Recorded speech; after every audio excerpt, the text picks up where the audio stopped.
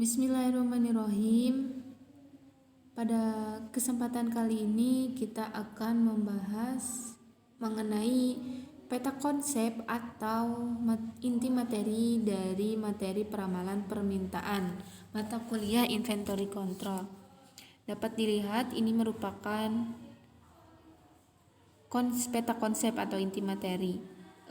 Kita akan detailkan atau memberikan atau menjelaskan secara umum mengenai apa saja materi yang dibahas pada materi peramalan permintaan ini.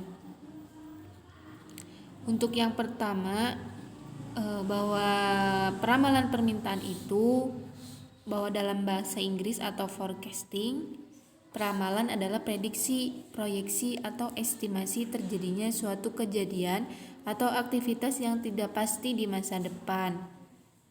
Nah, karena masa depan sangat sulit dipastikan, maka diperlukan sistem forecast atau peramalan ini baik secara implisit maupun eksplisit.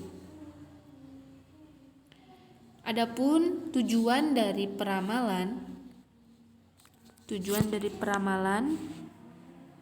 itu untuk menggunakan informasi terbaik yang tersedia saat ini atau informasi data aktual sebagai panduan aktivitas di waktu ke depan untuk mencapai tujuan dari organisasi atau tujuan yang diharapkan dalam perusahaan. Adapun peran peramalan, yang pertama itu untuk perencanaan bisnis. Yang kedua untuk perencanaan produksi. Yang selanjutnya terdapat beberapa karakteristik dari peramalan. Bahwa karakteristik peramalan yang pertama itu ada peramalan selalu.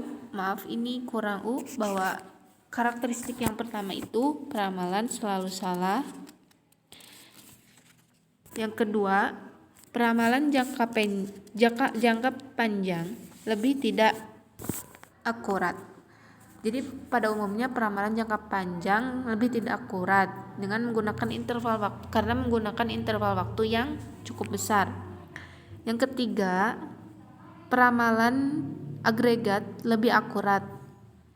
Untuk yang keempat, peramalan lebih akurat jika diterapkan untuk waktu dekat. Menggunakan waktu atau batas waktu yang singkat ini akan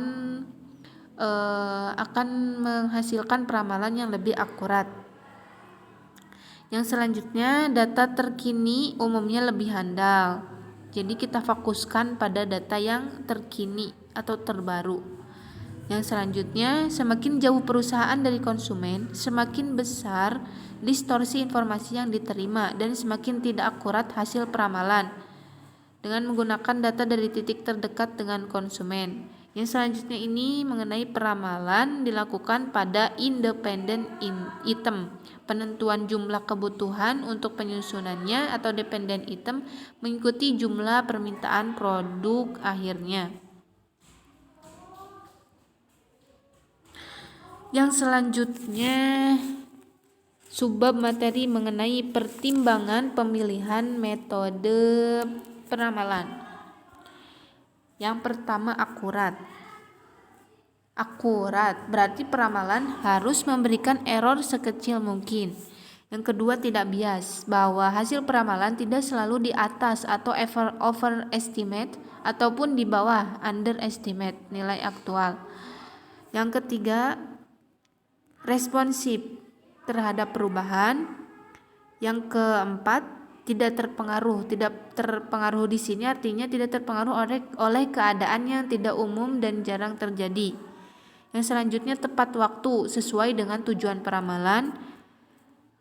Selanjutnya penggunaan biaya yang efektif, dan yang terakhir mudah dipahami. Selanjutnya mengenai klasifikasi peramalan. Model peramalan dibagi menjadi dua, ada kuantitatif atau statistik, adapun kualitatif. judgmental. Nah, metode kualitatif tetap terkait dengan nilai atau angka, tetapi tidak menggunakan pendekatan yang matematis. Metode kualitatif dipengaruhi oleh penilaian, intuisi, dan evaluasi subjektif. Sedangkan metode kuantitatif, metode yang menggunakan suatu dasar-dasar perhitungan.